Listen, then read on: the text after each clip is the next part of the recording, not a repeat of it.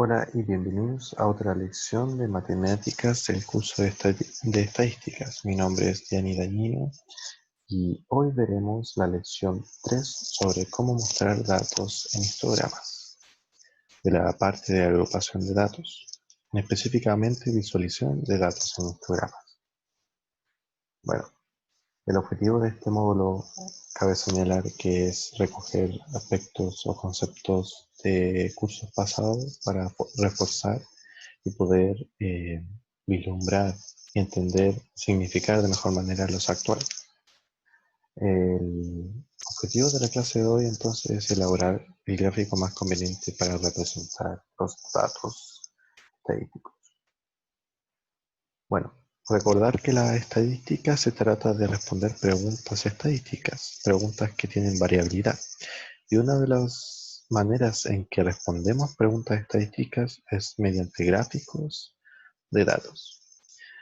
Lo mejor de la visualización de los datos, la representación, es que tú puedes tener una idea correcta de la respuesta a la pregunta, simplemente observando. Así que vamos a ver un tipo particular de representación llamado histogramas. Bueno, seguramente lo has visto antes, pero ahora lo vamos a saber interpretar, cómo hacerlos, saber bien cómo son en esta lección. Bueno, y para que la representación de los datos pueda ayudar a responder estadísticas, los histogramas son particularmente útiles cuando se puede colocar valores de datos o categorías en números, ¿ya? Por ejemplo, entonces tú puedes contar cuántos puntos o cuántos datos se encuentran entre este número y este otro, y así sucesivamente.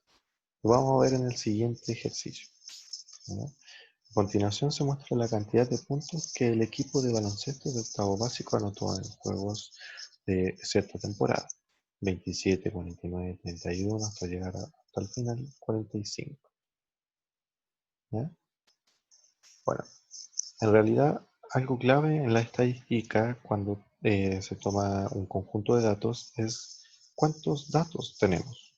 Y es súper fácil, solo se debe contar lo que tienes. En este caso, podemos contarlo y sabemos que, o lo pueden contar ustedes, y sabemos que hay 25 datos en total, ¿no? Ahora, queremos averiguar cuántos de estos valores, datos o valores cayeron en el rango 20 o 29, o cuántos de estos valores que nosotros registramos cayeron en 20 y 30 y 39. 40, 49, 50, 59 y así sucesivamente, ¿ya? Por ejemplo, entre 20 y 29 hay 2, entre 30 y 39 tenemos 7, entre 40 y 49, si los contamos, tenemos 11, entre 50 y 59 3, entre 60 y 69 1 y 70 y 79 1. Ahora, vamos a considerar un aspecto, es que si los datos están organizados en orden numérico, esto es realmente fácil, ¿cierto? Pero cuando no, literalmente lo que tienes que hacer es lo que acabamos de hacer, es tacharlo, ir tachándolo y después ir contando las rayitas, ¿ya? Se hace más fácil la tarea, ¿ya? Lo que acabamos de hacer se conoce como tabla de frecuencia, ¿sí? O sea, tabla de frecuencia de las categorías. Y no es inusual que tengamos una especie de grupo de datos en el que existen más y otros menos. Eso pasa a menudo en estadística. Bueno, ahora tenemos, ¿cierto? Unas cuantas categorías, ¿cierto? Y estas categorías tienen sentido, obviamente, porque normalmente cuando pensamos en datos queremos eh, que esas categorías numéricas faciliten la interpretación de los datos que se muestran. Y obviamente si son más, mejor aún, ¿no? Entonces, ese es el sentido de las categorías. Bueno, una vez que tengo la tabla de frecuencia, lo puedo representar en este histograma, o sea, un gráfico de barra. Un histograma se le conoce como gráfico de barra. Y literalmente lo que está haciendo es que viene aquí y dices, en tal categoría, por ejemplo, en la 2029, tuvimos 2 juegos que cayeron en esa categoría. O en otra categoría, en 4049, tuvimos 11 juegos que cayeron en esa categoría. Ahora, lo bello sobre algo así es que si quisiéramos preguntar o dar respuesta a alguna pregunta respecto al juego, por ejemplo, en qué juegos o cuántos juegos anotaron tal y tal puntaje, por ejemplo, en cuál de las categorías es donde se ubican más juegos eh, o partidos o puntaje, etcétera, etcétera. Podemos ver que, por ejemplo, los chicos extrañamente o muy raro anotan puntos entre 20 y 29 o entre 70 y 79. Generalmente se concentran al medio, ¿cierto? Y así sucesivamente podemos responder o hacer diferentes preguntas a esos datos. Así que rápidamente nos da una especie de respuesta a nuestra pregunta estadística o a lo que nos planteamos. ¿Y qué significan las barras que están ahí cerca del origen? Y como ven, cerca del origen del punto morado o de la barra morada. Eso se le conoce como un quiebre, ¿ya? Un quiebre del eje X. Y es literalmente algo que ponemos en un histograma si la primera categoría no comienza en cero, ¿ya? Si la primera categoría que dibujamos no comienza en cero, nosotros hacemos un quiebre. Nos saltamos dos líneas o lo que sea. Una manera para verlo estéticamente, comúnmente se hace, ¿ya? No es más que nada eso.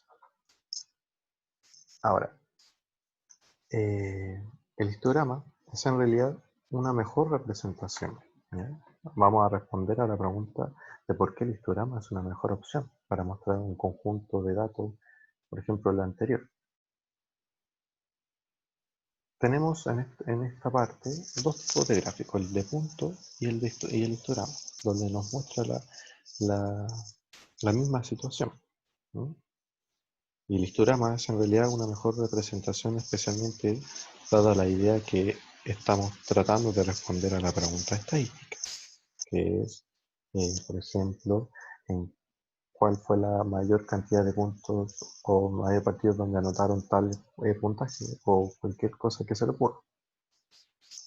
Y todo se reduce a cuando los gráficos de punto, por ejemplo, los que están a la izquierda, son buenos para visualizar un conjunto de datos si tienen datos que se repiten. Obviamente aquí podemos visualizar, por ejemplo, son más detallados, por así decirlo. Tuvimos 3 partidos donde ellos anotaron 45, tuvimos, no sé, un partido donde anotaron 50, y nos damos cuenta que son poquitos datos, ¿cierto? O relativamente poquitos, y nos podemos ir detalladamente al partido, tal, etcétera, etcétera, ¿cierto? Pero cuando tenemos una gran variedad de datos, eh, una gran variedad de datos y que no se repiten, es más fácil usar el histograma, ¿ok? Esa es más que nada la razón por qué uno usa o no un histograma. Ahora, la construcción de un histograma puede ser un proceso largo. Ya vimos que primero el conteo de datos, luego la construcción de la tabla de frecuencia para luego graficarlo, ¿cierto? Ahora vamos a otro ejemplo. Por ejemplo, Agustín está tratando de responder la pregunta ¿cuántas palabras hay en un párrafo de un libro escrito por el autor Jemisin, que es un autor del libro de ciencia ficción? Bueno, si has leído un libro cualquiera, ¿cierto? Sabes que, eh, por ejemplo, cualquiera que se le ocurra, eh, hay diferentes tipos de párrafos, ¿cierto? Con diferentes cantidades de palabras, ¿ya? Y por lo tanto, que haya diferentes tipos de párrafos con diferentes cantidades de palabras, eh, refiere al concepto de variabilidad. Y si una pregunta estadística refiere a la variabilidad, por lo tanto, es una pregunta, o sea, se verá que es una pregunta estadística. ¿Eh? Ahora, Agustín está considerando tomar una muestra de 28 párrafos, al tomar el primer y último párrafo de cada uno de los 14 capítulos del libro. Considerando esta situación, supongamos que, ¿por qué esta muestra puede ser o estar sesgada? Ya. Por ejemplo, sería muy complicado abrir un libro y sacar y contar, por ejemplo, cada palabra de cada párrafo de cada capítulo de todo el libro. Sería muy tedioso y nos llevaría mucho tiempo, ¿cierto? Por lo tanto, es conveniente sacar una muestra. Sin embargo, la muestra que toma en este caso eh, Agustín no es aleatoria. Puede que puede que sea representativa del libro, pero no es aleatoria, por lo tanto eso ya lo convierte en una muestra sesgada. Puedes sacar o hacer otro tipo de ejemplo, puedes sacar una muestra, pero que ojalá responda a la aleatoriedad, ¿no? Eso es en simples palabras. Ahora, supongamos que Agustín desiste de esa idea y logra entender que para que una muestra sea representativa tiene que responder a la aleatoriedad, debe ser aleatorio, ¿no? Por ejemplo, no sé, voy a considerar solamente el párrafo 21 de cada capítulo. Bueno, sabemos que el párrafo 21 en cada capítulo se puede ubicar en momentos distintos. Y así con otro ejemplo. Bueno, Agustín entonces toma los siguientes datos. Como sabemos, tenemos que registrarlo en una tabla de frecuencia. Y como no están ordenados o no pueden estar, ahí depende si ustedes los pueden ordenar. Y si no están ordenados, recuerden que pueden usar el tachar los números y ir contando. Por ejemplo, recuerden que se hacen las categorías y se ven cuántos datos encajan o caen en esa categoría. Siempre las categorías tienen que tener la misma cantidad, obviamente, de elementos. O sea, de separación, por así decirlo. En la categoría 3, por ejemplo, 45 y 49 tenemos 0. Obviamente, tranquilo, puede pasar que en una categoría no existan datos, ¿ya? En la categoría de 50 a 54 tenemos 5, en la siguiente 8, en la siguiente 4 y en la siguiente 1. ¿Ya? Una vez hecho la tabla de frecuencia, podemos hacer el histograma y ubicar diferentes categorías en el espacio. Ahora, como la primera categoría no empieza de cero, podemos hacer un salto en la gráfica. Recuerden eso, un quiebre. Ahora, pero quiero asignarles un desafío que es un poco para invitarlos a reflexionar el por qué, de acuerdo a los gráficos o histogramas que vimos anteriormente, que todo eran ordenadito y facilitan la interpretación o la inferencia del estudio. Quiero hacerle el siguiente desafío. ¿Por qué crees tú que es importante que cada intervalo de frecuencia en las tablas anteriores sea del mismo año?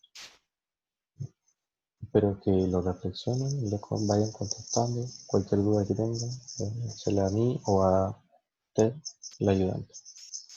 Espero que estén bien y nos vemos en la siguiente cápsula.